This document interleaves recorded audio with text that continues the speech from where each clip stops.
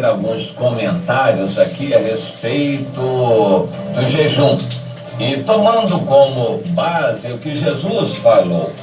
Em Marcos, no capítulo 2, nós lemos o seguinte a partir do versículo 18. Ora, os discípulos de João Batista e os fariseus estavam jejuando. Vieram alguns e lhe perguntaram: por que motivo jejuam os discípulos de João e os dos fariseus, mas os teus discípulos, Jesus, não jejuam? Respondeu-lhe Jesus: podem porventura jejuar os convidados para o casamento enquanto o noivo está com eles? Supostamente que não. Durante o tempo em que estiver presente o noivo, não podem jejuar. Dias virão, contudo, em que lhes será tirado o noivo, e nesse tempo, então, jejuarão. Esse tempo, evidentemente, já chegou. Jesus já partiu. O noivo foi tirado da presença da noiva e se retirou para o céu para preparar lugar para esta noiva. E se prepara para o casamento. No entanto, ele quer dar oportunidade e tempo para a noiva se purificar, se preparar. Toda noiva sabe que precisa preparar o vestido, preparar o corpo.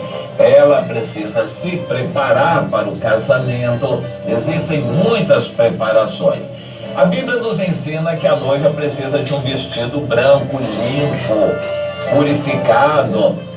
Nós precisamos de vestes santas de justiça. A situação é muito ruim entre o povo de Deus no mundo todo, a situação espiritual.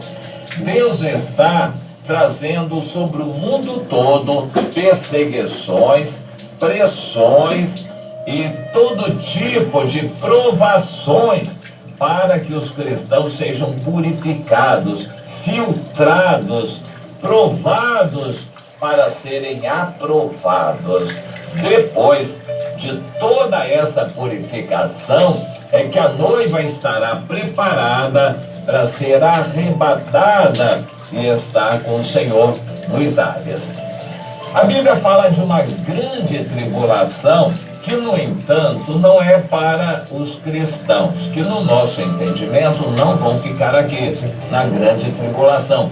Eles terão sido arrebatados antes. A grande tribulação, o termo é utilizado para Jacó, para Israel. Grande tribulação para Israel, durante 7 anos, que vai trazer ira de Deus sobre o mundo todo. Não somente sobre Israel, sobre o mundo todo. Vai ser uma época de grande confusão, grandes calamidades, catástrofes da natureza, Deus operando muitas coisas, manifestando a ira dele contra a humanidade. A terra vai ser sacudida. Por fim, Jesus vai voltar no final da grande tribulação, vai voltar com os seus e vai voltar para Israel e vai unir os dois rebanhos e vai ser então um só rebanho no milênio. Isso é o que a Bíblia nos ensina.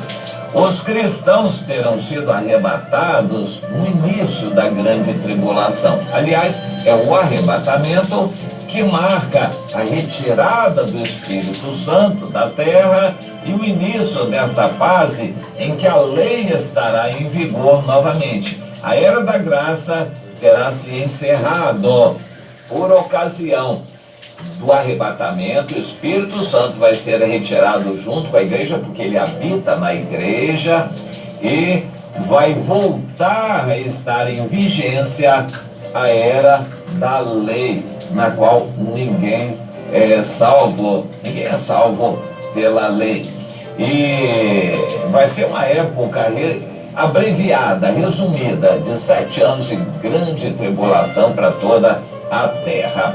Mas antes disto, haverá tribulação para todos os cristãos que será tão grande quanto a necessidade ou quanto a fidelidade dos cristãos. 2 Timóteo 3,12. Todo aquele que quiser viver fielmente, piedosamente em Jesus Cristo, será perseguido. Essa perseguição já existe em grande parte do mundo, digamos uma terça parte do mundo, onde os muçulmanos estão presentes em grande quantidade. A perseguição é forte, muito forte sobre os cristãos. Ainda existem países debaixo da ditadura comunista. Nesses países ainda a perseguição aos cristãos é grande, existe e é grande. A China é um exemplo. A Índia tem perseguição por outras razões.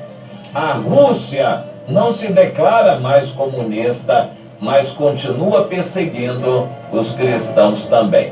No mundo ocidental, Europa e Américas, a perseguição está aumentando sobre os cristãos. O Brasil testemunha isto. Vem dias terríveis de perseguição contra os cristãos no Brasil também. E Deus nos manda que nos preparemos para esses dias difíceis. Toda essa tribulação que está aumentando e que vai aumentar bastante até o arrebatamento, tem uma finalidade: preparar a noiva. A noiva precisa ser preparada no aperto, na dificuldade, para ser purificada. Hoje a grande parte da cristandade no mundo está contaminada pelo pecado, pela carnalidade, pelos interesses humanos, e Deus quer uma noiva pura, e Ele vai mandar perseguições. Quando a perseguição vem, quando o problema vem, as pessoas jejuam. O jejum é um aliado forte da oração. O jejum não que em si tenha o poder de convencer a Deus, mas o jejum nos ajuda na oração. E alguém diz, mas eu não jejuo. Eu digo, deveria jejuar. Se fosse tudo festa, alegria, não tivesse ninguém para evangelizar, o mundo estivesse em paz, pode até ser que não fosse necessário o jejum, mas a realidade não é essa.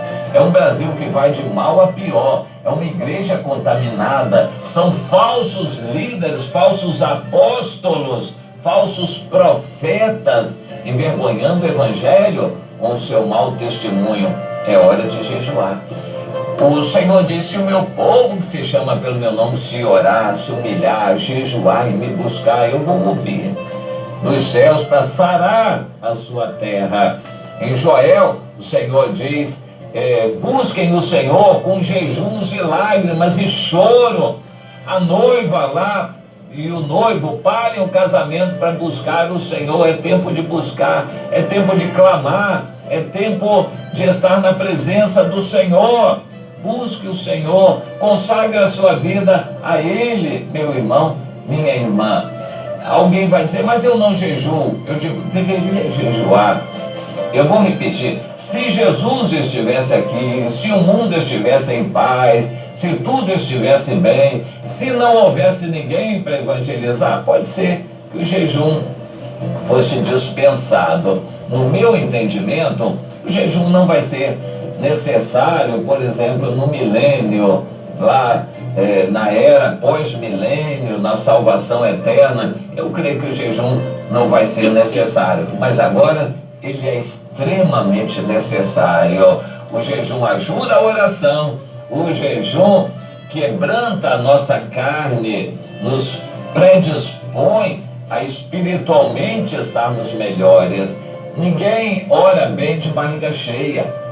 Ninguém em ritmo de festa, de alegria, de comemoração vai se quebrantar e orar. Deus não vai estar revelando as coisas dele num clima de festa, de alegria, de pula-pula. é necessário uma atitude de quebrantamento, é necessária essa atitude de quebrantamento no coração. E o jejum é uma negação à nossa carne do conforto que ela quer. É também como orar de joelhos. Tudo isso faz parte de uma atitude de contrição, de quebrantamento que é necessária. E à medida então que se aproximar o arrebatamento, e já está bem próximo, os motivos para jejum vão aumentar. Muitos demônios só saem quando a pessoa está em oração, e o jejum ajuda a oração para trazer unção, poder espiritual para expulsar demônios. Essas coisas vão ser necessárias mais e mais e mais à medida que se aproxima a volta de Jesus. Portanto, eu queria deixar com você essa questão da seguinte maneira: você ainda acha que não é necessário jejuar? Você não tem jejuado?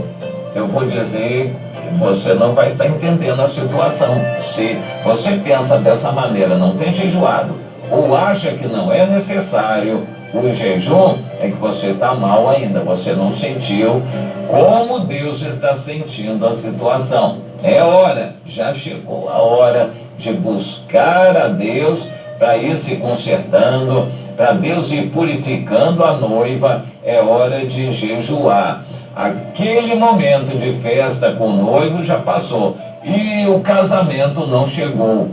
É hora de jejuar. O noivo foi tirado momentaneamente, porque ele vai voltar, mas se o noivo foi tirado, não está conosco aqui, é hora de jejuar. Foi ele próprio que falou isso, como nós acabamos de ler. Portanto, propõe no seu coração não se dar a brincadeira, distrações e carnalidade, mundanismo, comes e bebes e deleites e redes sociais, filmes, programações especiais. Cuidado. É hora de buscar o Senhor, é hora de quebrantar o seu coração, é hora de chorar, é hora de clamar, é hora de jejuar para ajudar toda essa atitude de contrição a bem das nossas orações. Entenda isso, meu irmão, minha irmã.